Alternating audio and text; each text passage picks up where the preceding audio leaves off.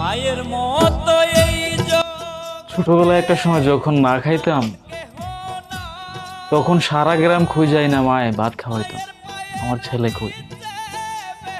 আর এখন প্রবাসে আইছি, এখন একদিন কেন এক বেলা কেন পুরো মাসও যদি না খাই, এখানে কেউ বলে না কিরে খাইছত কিনা। দেশের মধ্যে যদি অসুস্থ হইতাম, সারা দুনিয়া মা এক করে ফেলাইতো আমার পোলার কি হয়েছে। আর এখন এই প্রবাসে নিজের চিকিৎসাটা নিজে করতে হয়, জ্বর আসলে নিজের মাথায় নিজেই পানি ঢালতে হয়। এই প্রবাসে আসলে একটা প্রবাসীকে দেখাশোনা করার মতো একমাত্র আল্লাহ ছাড়া আর কেউ নাই। আমাদের একমাত্র ভরসা আল্লাহ। সন্তানেরই